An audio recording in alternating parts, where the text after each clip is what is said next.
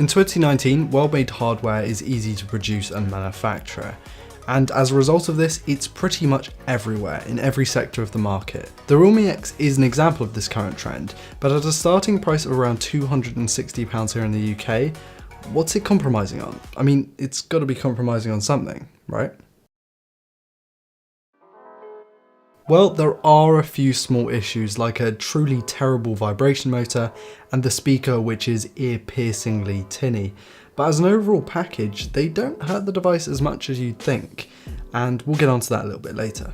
The display certainly isn't an issue. It's a really nice 1080p OLED panel that gets bright and dim and everything in between.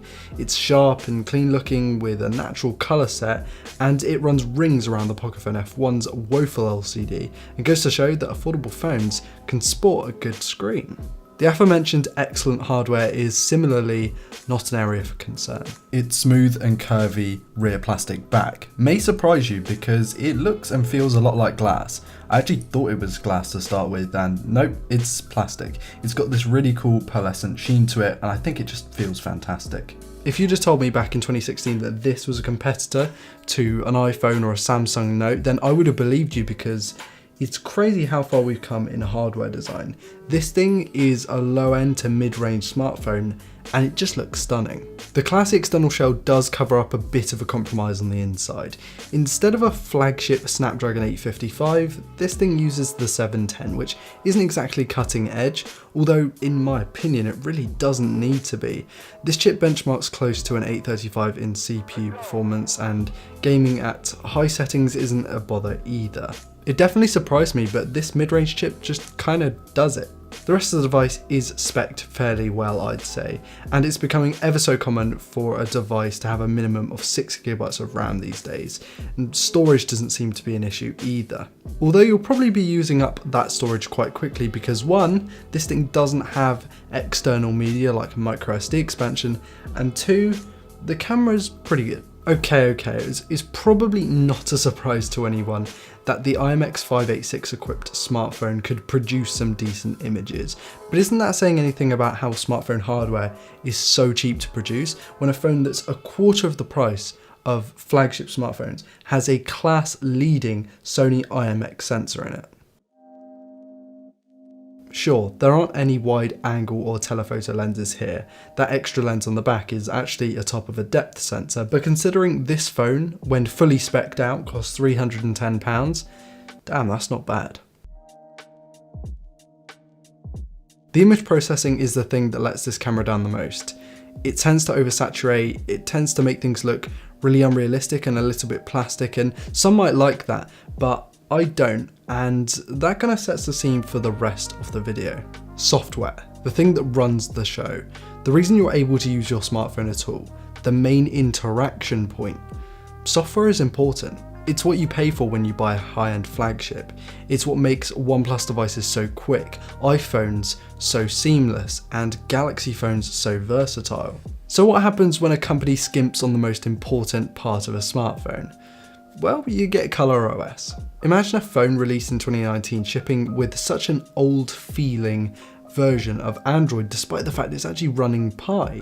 A phone that won't close all active applications with the one button that's actually meant to do just that. A phone that, despite feeling like a class-leading piece of hardware physically, seems to feel like more of a toy as soon as you press that power button. That's what the Realme X is, and it's the one crucial compromise. Let's just quickly look at some examples of when you really do pay for software. The Pocophone F1 and OnePlus 6T, sure, the specs are incredibly similar, but the OnePlus costs more because its software is very much heralded as one of the best on the market. Or the Pixel 3a. With those specs, it doesn't look to be that good for the money, but that incredible software allows it to compete with much more powerful smartphones, even ones that are an order of magnitude better on paper. And then there's the Realme X, a phone that is fantastic on paper but drops the ball in one of the most important areas possible.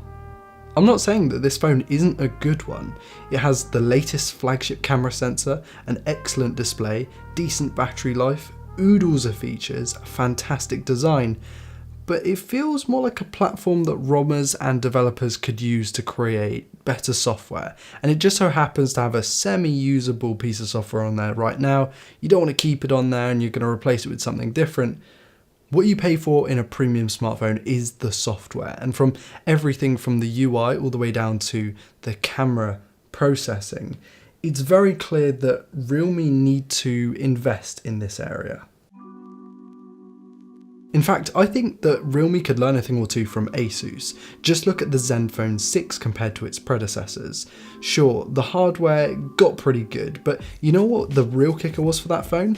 The fact that ASUS actively got rid of their bloated and messy skin that no one liked and instead stuck with the basics and just sprinkling in their own features. That decision alone, in my opinion, is the biggest thing that ASUS as a mobile tech firm has ever made, and what has changed everyone's opinions on that one brand and that one phone line. If one day Realme just rinsed the software of all the bloat applications and all the extra rubbish that no one seems to care about, and just stuck stock software on this, it would do so well over here in the West. And that's a guarantee from me, because this hardware is really, really good. The problem is the software. And the problem with that is that the software is the most important thing in a smartphone. And that kind of wraps up this video in one package. The Realme X is a fantastic piece of hardware let down by software. The most important thing, and the Realme X's one crucial compromise. I want to thank you all so much for watching. I've been Ryan Thomas with Android Authority. Please do like, comment and subscribe if you're new around here to never miss a video like this one, and also check out the full written article. I'll leave that in the description as well. Hope you all have a fantastic day, and I'll see you later. Peace.